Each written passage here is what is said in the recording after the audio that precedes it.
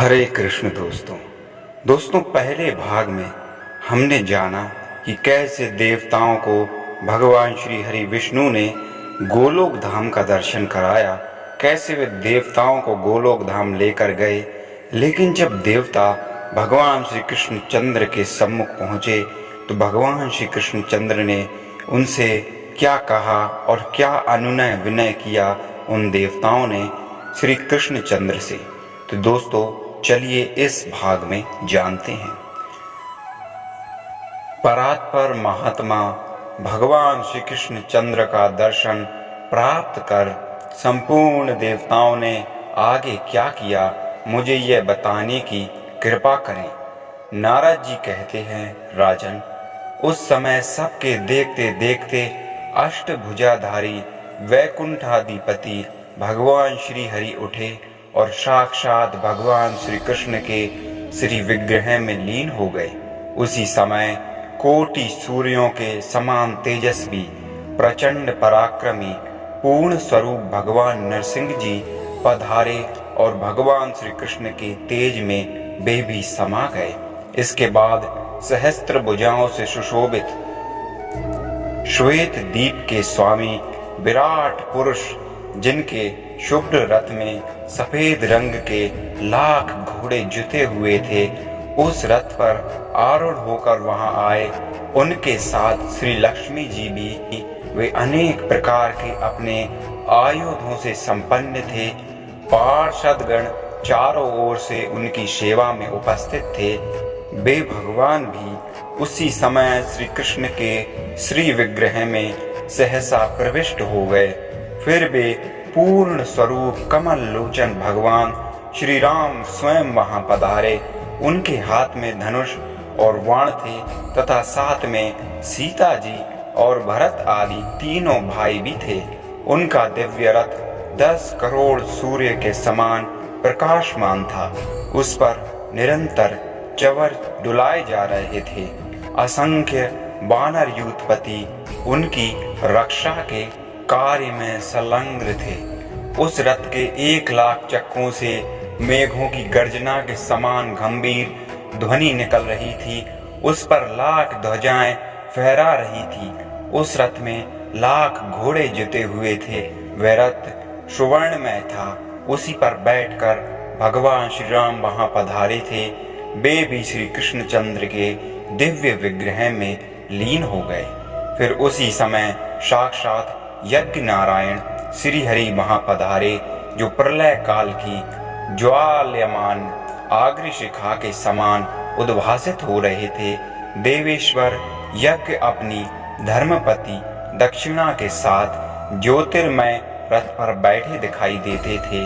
वे भी उस समय श्याम विग्रह भगवान श्री कृष्ण चंद्र में लीन हो गए। तत्पश्चात साक्षात भगवान नर और नारायण वहां पधारे। उनके शरीर की कांति मेघ के समान श्याम थी। उनकी 4 भुजाएं थी, नेत्र विशाल थे और वे मुनि के वेश में थे। उनके सिर का जटा जूट कौंती हुई करोड़ों बिजलियों के समान दीप्तिमान था। उनका दीप्ति मंडल सब ओर उद्भासित हो रहा था। दिव्य मुनिंद्र मंडलों से मंडित वे भगवान नारायण अपने अखंडित ब्रह्मचर्य से शोभा पाते थे। राजन, सभी देवता आश्चर्ययुक्त मन से उनकी ओर देख रहे थे, किंतु वे भी श्याम सुंदर भगवान श्री कृष्ण में तत्काल लीन हो गए। इस प्रकार के विलक्षण दिव्य दर्शन प्राप्त कर संपूर्ण देवताओं को महान आश्चर्य हुआ। उन सबको यह भली भांति ज्ञात हो गया कि परमात्मा श्री कृष्ण चंद्र स्वयं परिपूर्णतम भगवान हैं, वे परम ब्रह्म हैं। तब वे उन परम प्रभु की स्तुति करने लगे। देवता बोले, जो भगवान श्री कृष्ण चंद्र पूर्ण पुरुष, पर से भी पर, योगों के स्वामी, कारण के भी परम कारण, परिपूर्णतम परमात्मा और साक्षात गोलोक धाम के अधिवासी हैं। इन परम पुरुष श्री राधा वर को हम सादर नमस्कार करते हैं। योगेश्वर लोग कहते हैं कि आप परम तेज पुंज हैं। शुद्ध अंतःकरण वाले भक्तजन ऐसा मानते हैं कि आप लीला विग्रह धारण करने वाले अवतारी पुरुष हैं, परंतु हम लोगों ने आज आपके जिस स्वरूप को जाना है वह अद्वितीय, सबसे अभिन्न, एक अद्वितीय है। अतः आप महत्तम तत्वों में एवं महात्माओं के भी अधिपति हैं। आप परम ब्रह्म परमेश्वर को हमारा नमस्कार है। कितने विद्वानों ने व्यंजना, लक्षणा और स्वेट द्वारा आपको जानना चाहा, किंतु फिर भी वे आपको पहचान न सके, क्योंकि आप निर्दिष्ट भाव से रहित हैं। अतः माया से निर्लेप आप निर्गुण ब्रह्मा की हम शरण ग्रहण करते हैं। किन्हीं ने आपको ब्रह्म माना है, कुछ दूसरे लोग आपके लिए काल शब्द का व्यवहार करते हैं।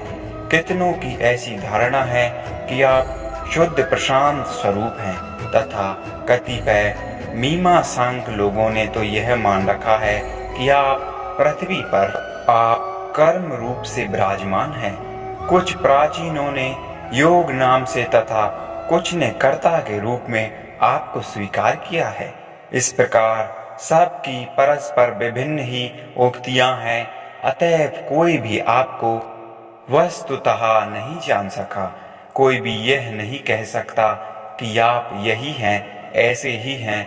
अतः आप अनिर्देश्य, अचिंत्य, अनिवार्चनीय हैं। भगवान, हमने शरण ग्रहण की है।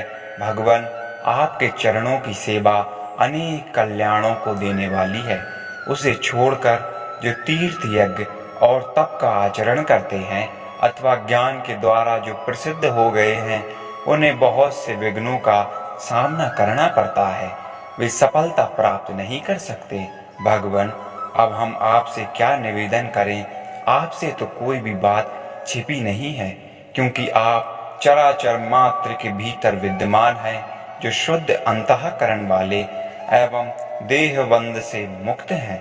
वे हम विष्णु आदि देवता भी आपको नमस्कार करते हैं। ऐसे आप पुरुषोत्तम भगवान को हमारा प्रणाम है, जो श्री राधा जी के हृदय को सुशोभित करने वाले चंद्रहार हैं, गोपियों के नेत्र और जीवन के मूल आधार हैं, तथा ध्वजा की भांति गोलोक धाम को अलंकृत कर रहे हैं। वे आदि देव भगवान, आप संकट में पड़े हुए हम देवताओं की रक्षा करें। भगवान, आप वृंदावन के स्वामी हैं, गिरिराज पति भी कहलाते हैं। आप ब्रज के अधिनायक हैं। गोपाल के रूप में अवतार धारण करने अनेक प्रकार की नित्य विहार लीलाएं करते हैं। श्री राधा जी के प्राण वल्लभ एवं श्रुतिधरों के भी आप स्वामी हैं। आप ही गोवर्धनधारी हैं। आप धर्म के भार को धारण करने वाली इस पृथ्वी का उद्धार करने की कृपा करें। नारद जी कहते हैं, इस प्रकार स्तुति करने पर गोलोकेश्वर भगवान श्री कृष्णचंद्र प्रणाम करते हुए देवताओं को संबोधित करके मेघ के समान गंभीर वाणी में बोले। श्री कृष्णचंद्र भगवान ने कहा, ब्रह्मा, शंकर एवं अन्य देवताओं, तुम सब मेरी बात सुनो। मेरे आदेश अनुसार तुम लोग अपने अंशों से दिव्यों के साथ यदुकुल में जन्म धारण करो। मैं भी अवतार लूंगा और मेरे द्वारा पृथ्वी का भार दूर होगा। मेरा यह अवतार यदुकुल में होगा और मैं तुम्हारे सब कार्य सिद्ध करूंगा। वेद मेरी वाणी, ब्रह्मांड मुख और गौ शरीर हैं। सभी देवता मेरे अंग हैं। साधु पुरुष तो मेरे हृदय में वास करने वाले मेरे प्राण हैं। अतः प्रत्येक युग में जब दंभपूर्ण दुष्टों द्वारा इन्हें पीड़ा होती है और धर्म यज्ञ तथा दया पर भी आघात पहुंचता है, तब मैं स्वयं अपने आप को भूतल पर प्रकट करता हूँ। श्री नारद जी कहते हैं, जिस समय जगतपति भगवान श्री कृष्णचंद्र इस प्रकार बातें कर रहे थे, उसी क्षण अब प्राणनाथ से मेरा वियोग हो जाएगा, ये समझकर श्री राधिका जी व्याकुल हो गई और दावानल से दग्ध लता की भांति मूर्छित होकर गिर पड़ी। उनके शरीर में अश्रु कंप रोमांच आदि सात्विक भावों का उदय हो गया। श्री राधिका जी ने कहा, आप पृथ्वी का भार उतारने के लिए भूमंडल पर अवश्य पधारें, परंतु मेरी एक प्रतिज्ञा है, उसे भी सुन लें प्राणनाथ। आपके चले जाने पर एक क्षण भी मैं यहाँ जीवन धारण नहीं कर सकूंगी।